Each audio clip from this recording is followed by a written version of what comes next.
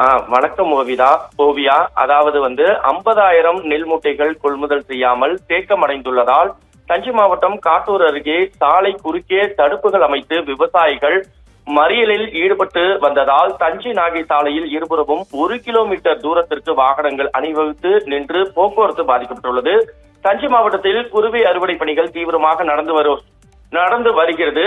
காட்டூர், சூரக்கோட்டை, வாண்டியார் இருப்பு, வாழமரக்கோட்டை, நாயக்கர் கோட்டை உள்ளிட்ட பகுதிகளைச் சேர்ந்த விவசாயிகள் அறுவடை செய்த நெல்லை விற்பதற்காக காட்டூரில் செயல்பட்டு வரும் அரசு நேரடி நெல் கொள்முதல் நிலையம் கொண்டு கொள்முதல் நடக்காததால் கடந்த 15 நாட்களுக்கும் மேலாக சாலை ஓரத்தில் குவியலாக நெல்லை கொட்டி வைத்து காய வைத்து வருகின்றனர்.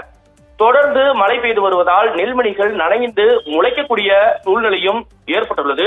அமைச்சர் சக்கரபாணி ஆய்வு செய்து உடனடியாக கொள்முதல் செய்ய வேண்டும் என உத்தரவிட்டிருந்த நிலையில் கொள்முதல் செய்யாமல் இந்த மையத்தில் மட்டும் 50,000 நெல் மூட்டைகள் சேர்க்கப்பட்டுள்ளன.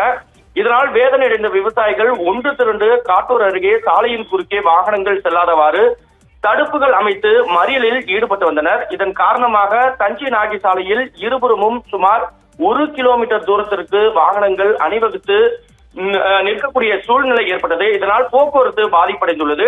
சாக்கு மற்றும் சணல் பற்றாக்குறை, தொழிலாளர்கள் இல்லாத காரணம், லாரி தட்டுப்பாடு இவற்றின் காரணமாக கொள்முதல் நடைபெறவில்லை என கூறப்படுகிறது. விவசாயிகள் தரப்பில் கூறப்படுகிறது. ஓவியா,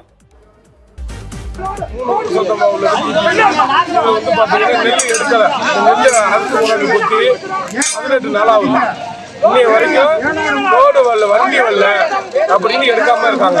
அதனால நான் இப்ப சாலை மறியல் பண்றோம். தீபாவளி வர வருது, விவசாய நெல் பூரா கிட்ட 50,000 மூட்டை தேங்கி இருக்குங்க. அதனால சாலை மறியல் பண்றோம்.